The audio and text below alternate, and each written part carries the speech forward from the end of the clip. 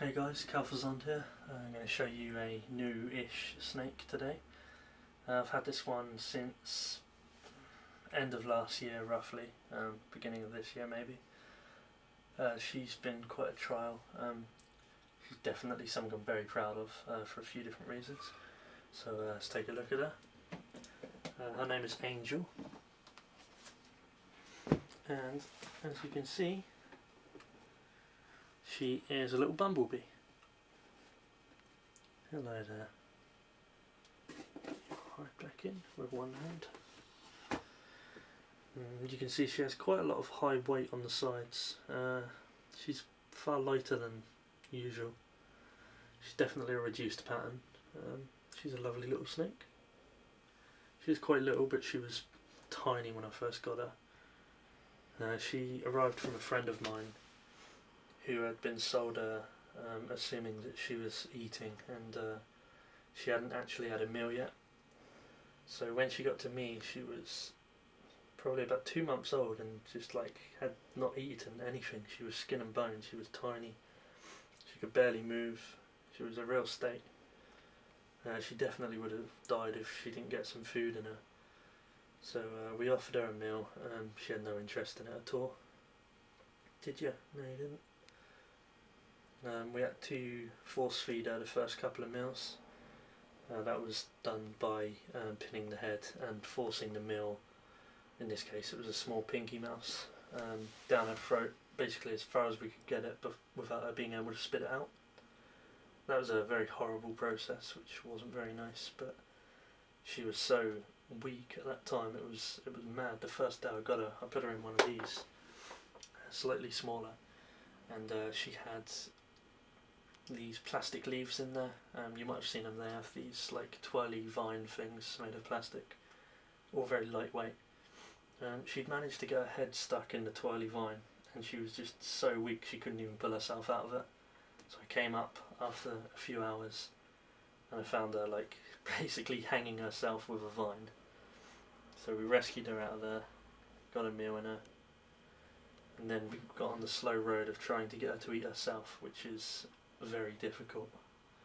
I'm very proud that I've managed to get her feeding by herself now. She went for assist feeding for a stage, which is locking the meal into her jaw and then carefully placing her down with the meal. She does go upside down a few times. It's kind of the spider gene in her showing a bit too strongly.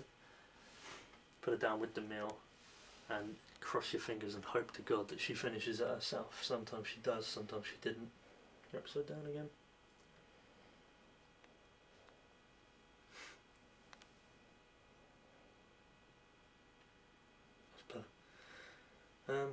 So yeah, we did that for a while. Kept offering her feeds, hoping that she'd go for it herself. Never did. And then eventually I made the call to try her on live food. So I got in touch with somebody who could hook me up with some Maltese, which are great for getting royals started. We put one in. After about 10 seconds she slammed onto it, constricted it, and ate it in that sitting, which was fantastic. It was great to see her be able to eat by herself without us forcing something down her. It was one of the best times in my snake keeping history so far, so I'm very happy with you.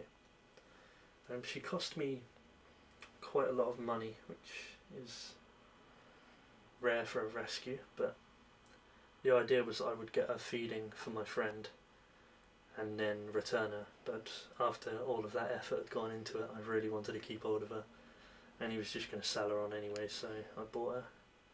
I think she cost me about $550, $600, which is a lot more than the normal bumblebee, but she does have a nice pattern, which hopefully will go into some offspring one day, but that's far off. The way she's growing is quite slow at the moment.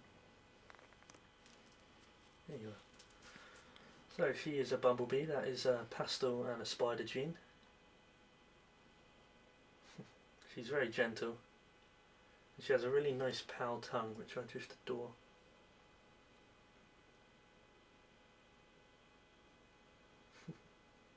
Her eye is the eye that we've used for the Kelfezond Reptiles logo, which I'm sure you've probably seen if you're on my page. Got quite a tight grip for such a little one. I have no idea who I'm going to pair her with because I have no idea how long it's going to take her to get to maturity. She could be a good 3 or 4 years before she gets there at this rate. But it'd be totally worth it. These patterns are gorgeous. Just so many different colours. I don't know if you can see it on the camera too well. We have lovely white here and the yellow, and then it fades into this. And we finally get the black middle. It's beautiful, isn't it? Yes, it is.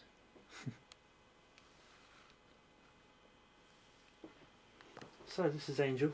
She has been the bane of our movie making at the moment. This is the 4th video we've shot for her. The first 2 we lost somehow, and the 3rd one the camera broke. So hopefully this one will actually reach YouTube. Because we've been trying to put you there for a long time, haven't we?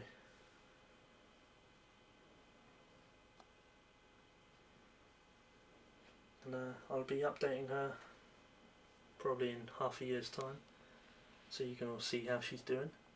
Hopefully she'll be a lot bigger by then, and a lot stronger. So let her go home. Come on, off you go. Get off my fingers. She does have a tendency to keep us up at night. Her head goes all over the show. She's always upside down or on the side or just flailing around like a lunatic. She feeds very well now, although she does seem to struggle getting the meal down. She tends to lose balance when she's trying to eat and ends up like flipping onto her back, and normally she would be upright getting the meal down like that. She gets there and then goes boom onto her head, and then she just struggles with it. Very well. What else am I going to show you? I'm going to show you my new rack, which is just over there. This is pretty cool. We have the juveniles and some of the adults in here. This was custom made by a chap called Simon. I'll put his details into the video description, and if anybody wants a nice rack, very good, very cheap, pretty sturdy, then you can speak to him. Be great.